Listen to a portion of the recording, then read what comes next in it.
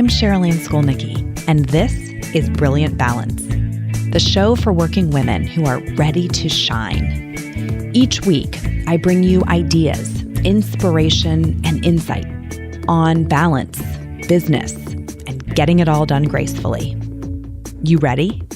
Let's be brilliant.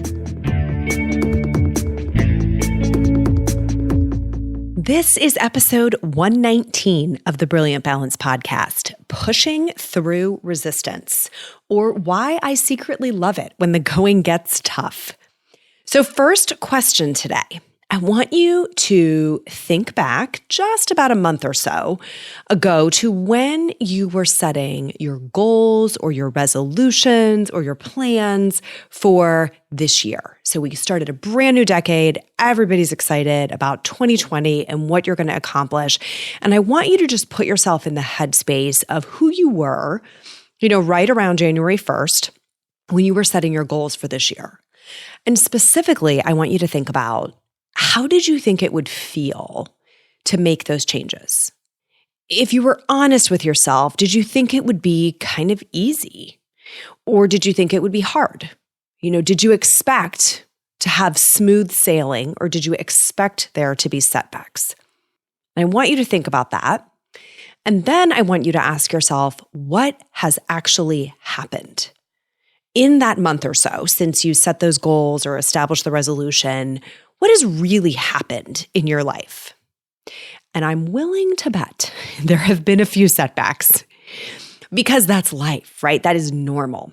I think if I'm honest, and certainly as I think about my experience in coaching women, a lot of times our paradigm is that it's going to be easy. Like, I just haven't done this yet, but this is not that hard. We tell ourselves this isn't that hard. It's so simple, right? I'm just going to exercise. I'm just going to drink more water.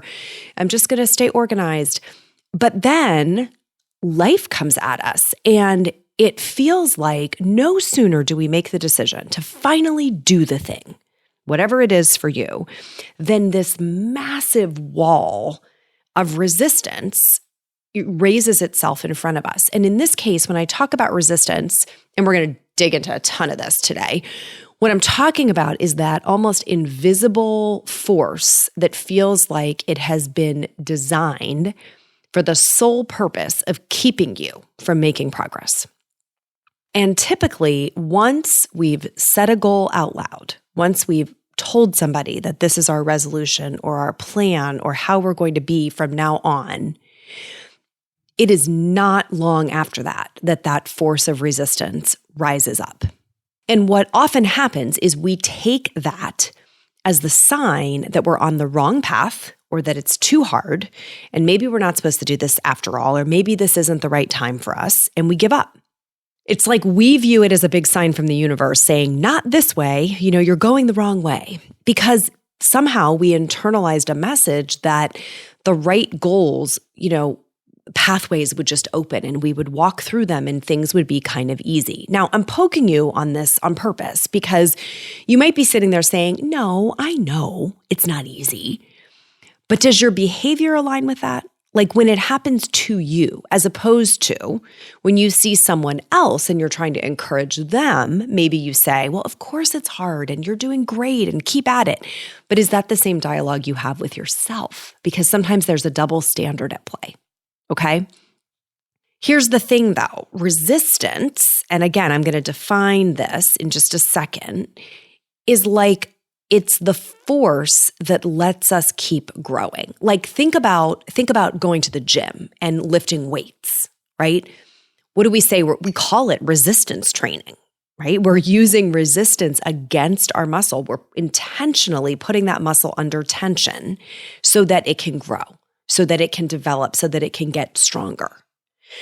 Or consider, maybe if you're not into weight training, maybe you think about science and, the laws of aerodynamics are kind of similar. For a plane to rise in the sky, it has to push against something. It has to push against some kind of force. If there was no force pushing against it, in this case, exerted upward by the air underneath it, it couldn't take flight.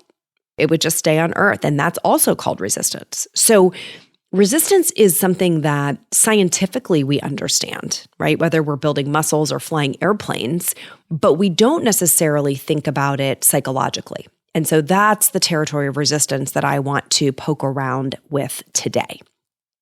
That force, and I'm calling it resistance because of Steven Pressfield, so we're going to talk about him in a sec. That force can look really menacing when it shows up as something standing between us and our goals, but I'm going to argue it's actually 100% necessary and something you should probably even welcome when it shows up. So we're going to come at this today in 4 parts. First, I want to talk about what is the resistance in this context, and then how does it show up? How do you recognize it for what it is? And then what is it telling you? What is the presence of that force actually telling you? And finally, what do you do about it? And I'm going to pull my definition from Steven Pressfield, who wrote a book called The War of Art. I may have even mentioned this book on the podcast before because it is probably on my top 10 list of all time. So in The War of Art, Steven Pressfield asserts that anything we try to do, anything that is good for us, anything that is good for society, anything that is creative and new and exciting, calls into being this force that he calls the resistance. He named it the resistance. And it always opposes change or anything that's new. So for example, let's say you feel called to start a new business, right? You're going to dip a toe in a side hustle, or you're going to start an entrepreneurial venture. Resistance will be the voice that tells you just to stay in your current job and not take a risk because that project may fail and you might be embarrassed and you might lose money and all the things, right? If you instead wanted to start a new way of eating, right? You're like, it is time for me to put good food in this body. Resistance will be the voice that tells you, I can start that tomorrow. Today there's football games on, or today we're having people over. I can start that tomorrow. So if you start thinking about all of the times in your life that you have embarked on a journey to do something new or good or growth-oriented, I am willing to bet you have experienced resistance each and every time. I know I certainly have, which is why I fell in love with this book and fell in love with this concept, because it gave me a name for something that I had experienced so often. So let's paint a picture of how it shows up. So we kind of move out of the theoretical here and into the practical. One way the resistance shows up is rationalizing.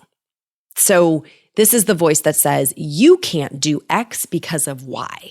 Right? You can't start that business. You don't know anything about sales, or you don't have an MBA, right? You can't volunteer for that. You don't have any experience. You can't eat that way. Every time you've tried, you've failed, right? It's this rationalizing that you can't do X because of Y, and it will often sound very logical.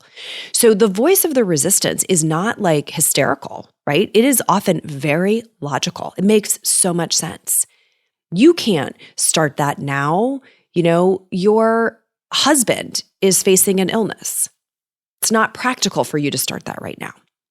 So rationalizing is, we almost don't call it the resistance. We just think it's normal. We think that's how we're talking to ourselves, that's just life.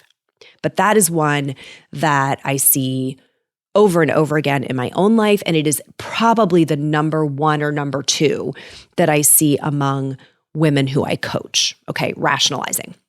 Second way that the resistance shows up is what I call the what ifs. Okay, this is fear and anxiety, just rising to levels that feel intolerable. Okay, what if this happens? What if that happens? Right? All of the what ifs that start running through our heads, making us think about how this path that we've gotten ourselves onto is going to lead to doom and disaster.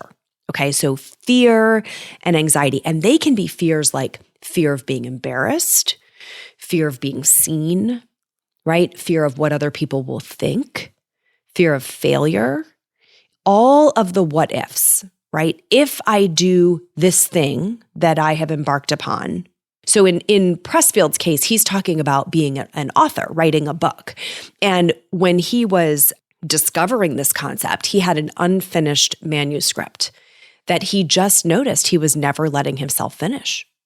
And he met a neighbor who happened to also be a published author who taught him some of these principles about how you push through the resistance. And, a lot of the whole book is really written under the premise of creative pursuits, and then he extrapolates the concept to other places that this same force shows up. But certainly writing a book is a dream that I've talked about with many women.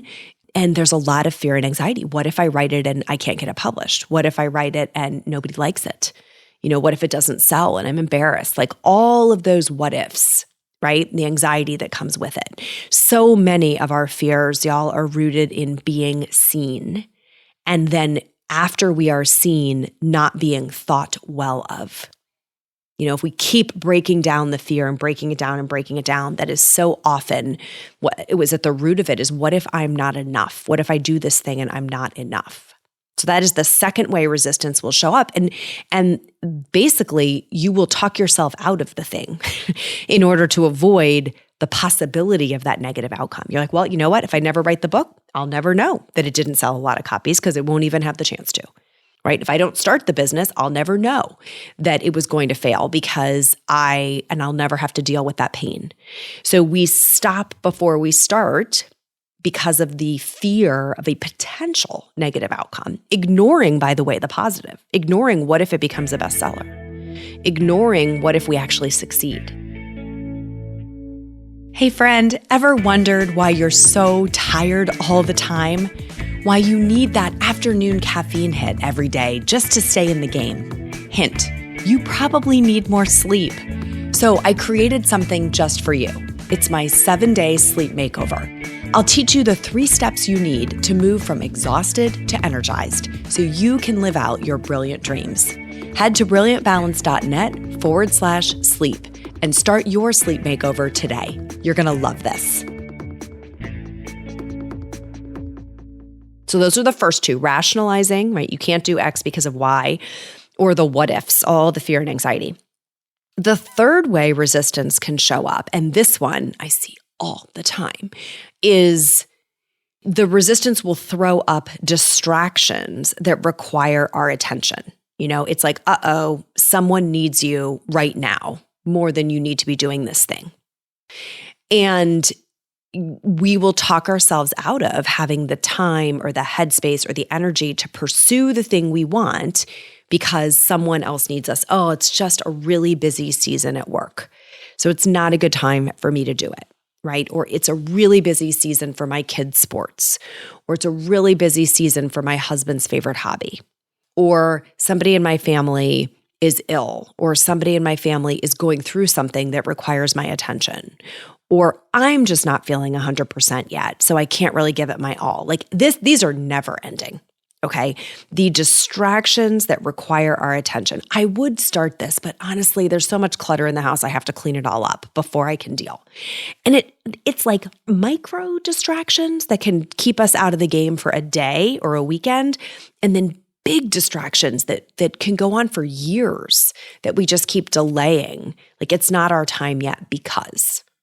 Okay, that is a big one. The someone or something else needs me right now, so I can't possibly do this. And the fourth way that it shows up, that the resistance kind of makes itself known, is a very loud inner critic. So we've talked about the inner critic on this podcast before. This is that voice in your head that is not actually your voice, but it's the voice that's not very nice to you. And in this case, the inner critic will be basically saying some form of, who do you think you are? Who do you think you are to do this thing? You have no business doing this. You have no qualifications, no right. You are going to fail, right? The inner critic is kind of the last fortress of defense, and she will get hysterically loud, increasingly loud, in an effort to stop you from stepping outside of your comfort zone and doing the new thing. Okay? Any one of those, rationalizing, fear, anxiety, distractions, or the inner critic could be enough to get us to call it quits. Two or more of those working together, and we almost surely will abandon our plan. So if you find that you are dealing with, oh, here's this massive distraction, somebody else needs me, and your inner critic is saying, by the way, you'd probably suck at this anyhow, you are very likely to abandon your plan, okay? But before you do that, before any of us do that, I want to ask, what is the resistance actually telling you? What is the message that the very presence of this force tells you? It's telling you that what lies ahead represents growth, that you are entering uncharted territory for you. And because of that, there's fear. It feels uncomfortable. It feels different. And the degree of fear actually equates to the strength of the resistance. So the more fear that we feel, the louder these voices are of the inner critic, the more frequent the rationalizing and the distractions are, the more sure we can be that that thing we're thinking about doing is really important to us, to our growth, maybe to our legacy, and to the people around us. So the more scared we are of a piece of work or of a calling, the more sure we can be that we actually have to do it. And here's why. If it meant nothing to us, there would be no resistance. If it weren't going to help us grow, there would be no resistance, right? That's where it's like skipping through a field of daisies. It's easy. It's just fun. We've done this before. There's nothing hard about it. When you have to stare down that fear, when you have to stare down the distractions, when you have to talk your inner critic off a ledge, that's dragon slaying, right? That is facing the thing that scares you and realizing later that you were bigger than that thing all along. So today, whenever the resistance shows up in my life, I actually get a little tingly. I get a little excited because I know it means I'm on the right path. This really matters to me. I care. I'm willing to care, and I'm willing to push against this force to get where I want to go. It actually becomes the thing that can propel you forward to where you want to be. Now, discerning, am I dealing with the resistance or am I dealing with a giant stop sign telling me this is not the right path for you? Takes a little bit of practice. And I'm going to give you an analogy that came to me this morning. I was finished working out for the day and I was getting ready and I knew I was going to record this today. And I thought, there's the analogy that I need. You know, the difference between this is the resistance and this is like a giant stop sign is the same as, wow, my muscles are kind of sore and tired because I know I worked out hard and muscles are developing under there and this is going to take me to a good place. And wow, I just got an injury. You know, I pulled a muscle or I ripped a tendon or something is amiss, right? I've broken a bone. Anybody who's worked out knows the kind of pain that is you have an injury is entirely different than the kind of pain that comes from exertion. There's an acute nature to the pain that says you just got injured and you better get to a doctor and take some time off. And the kind of discomfort or like burning that comes from that was a lot of exertion and your muscles are tired and they're strained and it took a lot of force and they need some recovery time, but good things are coming. And if you've worked out for a while, you know the difference. So too with the resistance, okay? So this is not a podcast about you should stay in an abusive relationship because it's all going to get better. Right? This is not a podcast saying you should stay in a job that you hate because it's making you stronger. You have to learn how to discern between this is a giant red stop sign telling me it is time to get off this path. This is kind of that low grade discomfort that is tolerable because there's growth on the other side. And I want to make sure we draw that distinction. Okay. So when you're sure that you're dealing with resistance and not acute pain, there's a line in Pressfield's book that I think can help us. And he says, you beat resistance with perspiration, not inspiration. Resistance fears commitment, craft, and dedication. I'm going to read it again. You beat resistance with perspiration, not inspiration. Resistance fears commitment, craft, and dedication. So here's the thing. When resistance shows up, you have to recognize it, and then you have to leverage it. This is when you double down, right? You push against it. You feel yourself getting stronger, just like grabbing that heavier weight at the gym. So beating resistance takes work, and it takes work even when you don't feel like it. So when you're saying, oh, I can't do this today, it's rainy. I can't do this today. I don't feel 100%. I can't do this today because I'm really busy. Even when you don't feel like it and you do the thing anyhow, that's when you get growth. So, like I said, at this point, I kind of get excited when I notice that the resistance is out in full force because it's like a signal that I am on exactly the right track, that the work I'm trying to do is important, that it matters. I mean, sometimes I probably curse first and fuss about why everything has to be so hard because I'm human, right? But then I remember that it always gets harder right before I'm about to level up, and it probably means the same for you.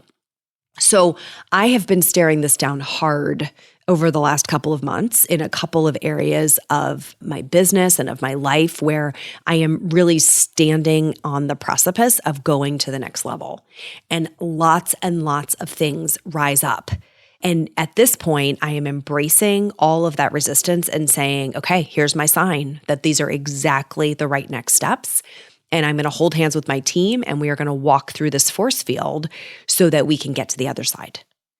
And I would be happy to hold hands with you and help you walk yourself through that force that's trying to knock you down. Okay? So consider this. When you're staring at that resistance and it's taking any of the forms we talked about today, whether it is rationalizing, you can't do X because of Y, whether it is fear or anxiety telling you, what if you do this and this terrible thing happens? Whether it is the form of distractions coming your way telling you that this is not a good time, or whether it is just a very loud inner critic telling you, who do you think you are to do this? You don't deserve it. It's not going to work. You're not ready. I want you to take my hand and push against it, right? Let yourself get stronger. Let yourself move to the other side and see where that leads. You're going to love it when you find out what's on the other side of this force. So that is what I have for you today, my friends. The next time on the podcast, we are chatting with Figs O'Sullivan. I love that name. So Figs is the founder at a company called Empathy. It's empathy with an I. And he and his team provide step-by-step guidance for individuals and couples who really care about their relationships. So we're going to talk about all things relationship next week. His work has really made him one of the most sought-after coaches in Silicon Valley. That's where he lives with his family. And we had a really terrific conversation. He has a charming Irish brogue that you're going to love. And I think he may be able to help you think differently about some of the recurring conflict patterns in your relationship. I know it was really insightful for me, and I'm anxious for you to hear this one, so don't miss it. Also, next week, we are starting the February session of 30 Days to Vibrant Energy. So this is our 30-day guided energy challenge. It's growing every time we do it. I'm so in love with this concept. So I want you to claim your spot. I'll put the link in the show notes, but it's CheryllanneSkolnicki.com/energy challenge, all one word. And we're going to give you all my secrets on the 4 big physical practices that will raise your energy threshold. Those are sleep, hydration, eating well, and exercise. And guys, the feedback on this has been so good. I want everyone to get in on it. You know, if people keep saying, I've kind of known what to do for a long time, but I just couldn't get myself to do it. And these tips and the community here are finally making it possible to actually change their habits. So you don't want to miss out on this. If any of those 4 areas have been a struggle for you, sleep, hydration, eating well, exercise, and you just can't put all the pieces in the right order, we really have this dialed in. So the doors there are open until Monday, February 10th. You can register at that link I just read, and it's also in the show notes. But don't miss this one. These are so good. And if you made resolutions back in January and they're starting to falter and you're realizing like you don't really have a plan to get there, let this be your plan. It's such a great investment of your time and energy, and we would love to support you. All right? That is all for today, Rockstars. Till next time, let's be brilliant.